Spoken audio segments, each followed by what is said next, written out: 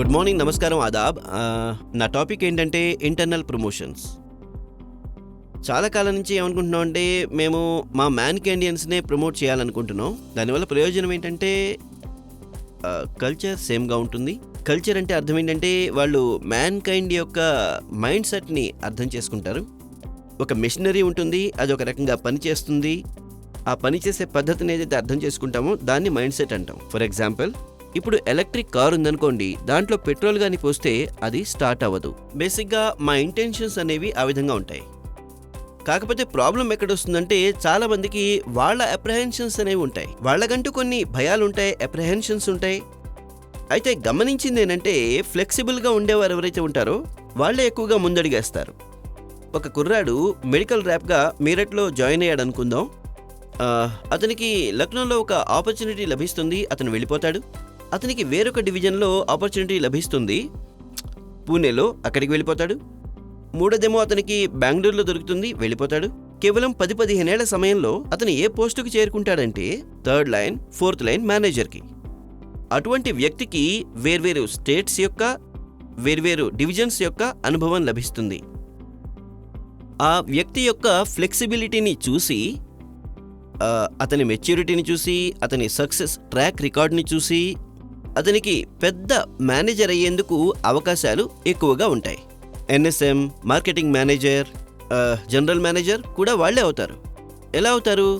వాళ్ళు స్టార్టింగ్లో ఇన్నోసెంట్గా ప్రమోషన్స్ పొందుతారు, ఇంకా ట్రాన్స్ఫర్స్ స్వీకరిస్తారు. అలాంటప్పుడు వారి ఫ్యామిలీ ఇబ్బంది పడదంటారా? పడుతుంది. వారి పిల్లలు, వారి భార్యలు వేర్వేరు స్కూల్స్కి వెళతారా, వెళ్ళరంటారా? వెళతారు. అయితే దీర్ఘకాలంలో వారు ఎల్లప్పుడూ కూడా ఎక్కువ బెనిఫిట్స్ పొందుతారు. ఇక రెండో వైపు చూస్తే, ఒక వ్యక్తి లక్నోలో జాయిన్ అయ్యారు.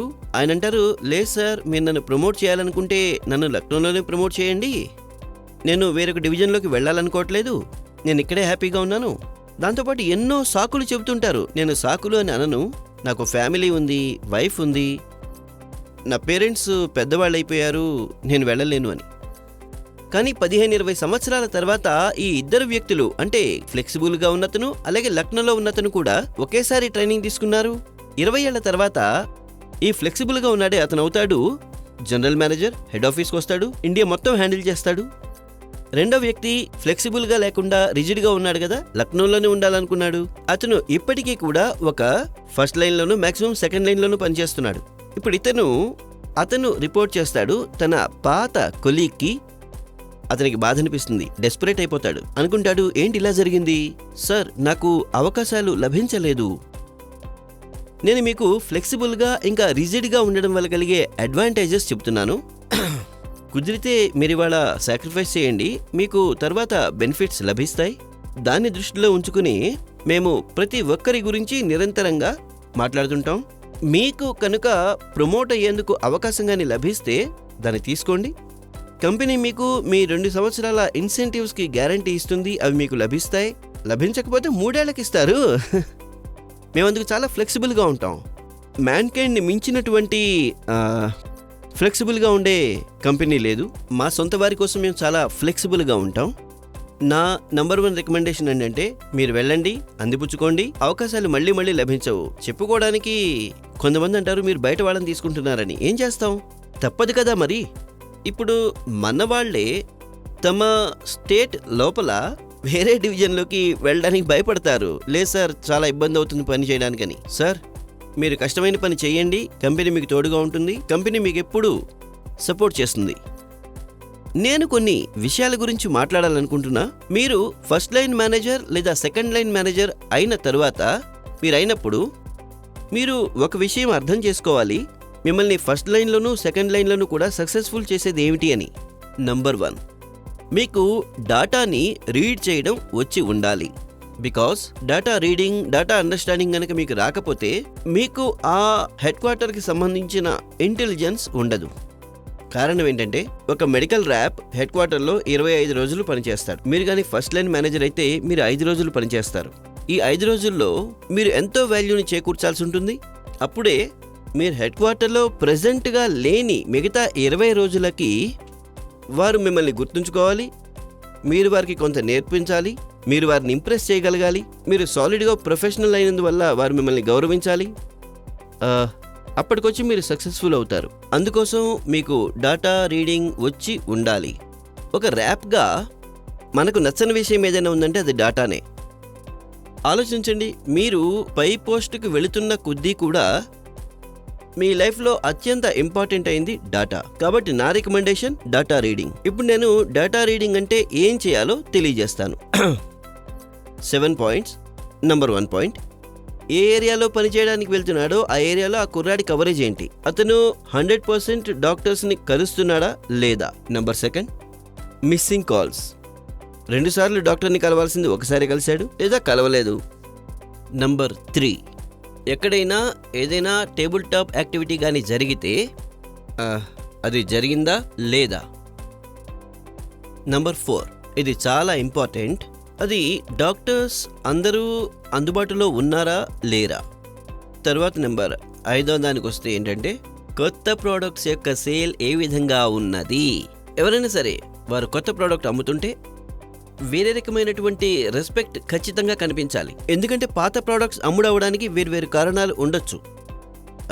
లెగసీ ఉండొచ్చు, ఇంతకు ముందు వాళ్ళు చేసి ఉండొచ్చు, ఇతర ఎన్నో కారణాలు ఉండొచ్చు. అయితే ఎవరైనా న్యూ ప్రోడక్ట్స్ అమ్ముతుంటే వారికి స్పెషల్ రెస్పెక్ట్ తప్పకుండా ఇవ్వాలి.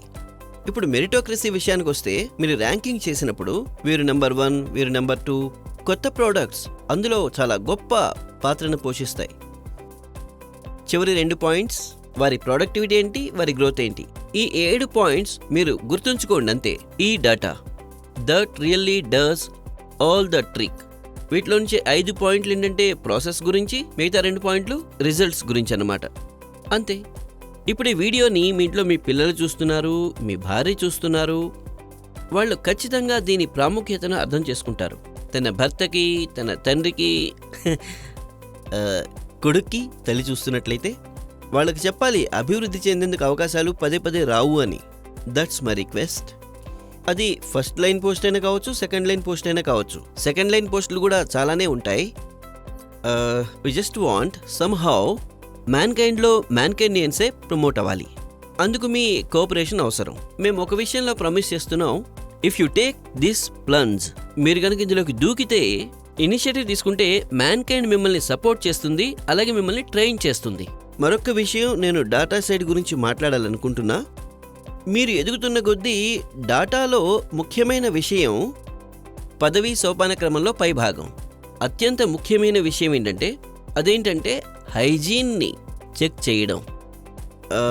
ఒకవేళ మీరు చూస్తున్నటువంటి సేల్స్ కరెక్ట్ అయితే, డంపింగ్ లేకపోతే, లాస్ట్ వీక్ సేల్స్ డంపింగ్ కాకపోతే, వారు లాస్ట్ వీక్ సేల్స్ పెంచడం కోసం సెమీ స్టాకిస్ట్స్కి గూడ్స్ ఇవ్వకపోతే, మీరు చెక్ చేసినట్లయితే క్రానిక్ ప్రోడక్ట్స్ యొక్క సేల్ 40% గ్రో అవుతుంటే, 35% గ్రో అవుతుంటే, గ్రోత్ పెరుగుతోంది, కొత్త ప్రోడక్ట్స్ అమ్ముడు అవడం లేదు, ఎస్టాబ్లిష్డ్ ప్రోడక్ట్స్ సేల్ ఎక్కువగా ఉంది, ఒక స్టాకిస్ట్ సరుకు ఎక్కువగా తీసుకుంటున్నారు.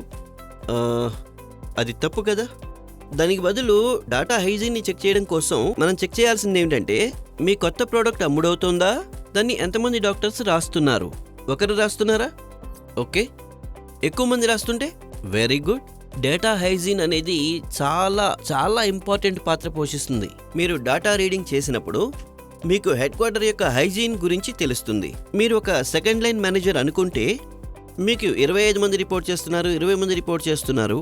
మీరు వారి దగ్గరికి నెలలో కేవలం ఒక్కరోజు ఒక్కసారే వెళుతున్నారు. అంటే మీరు 2 నెలలకోసారి లేదా నెలకొకసారి వాళ్ళని మీటింగ్లో కలుస్తున్నారు.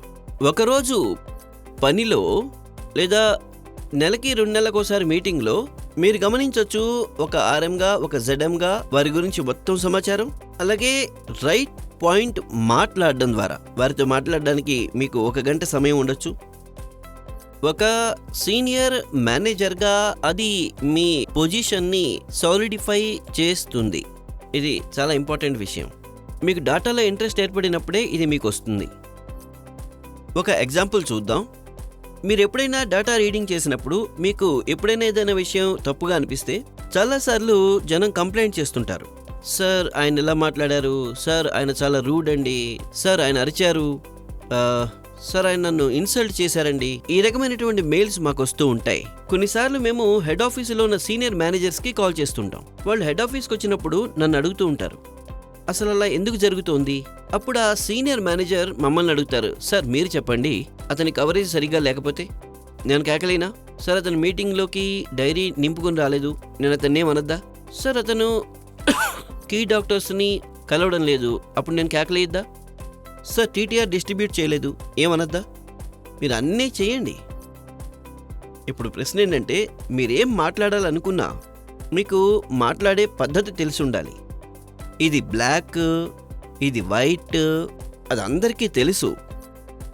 ఆ వ్యక్తికి ఈ విషయం ఎలా చెబుతారు?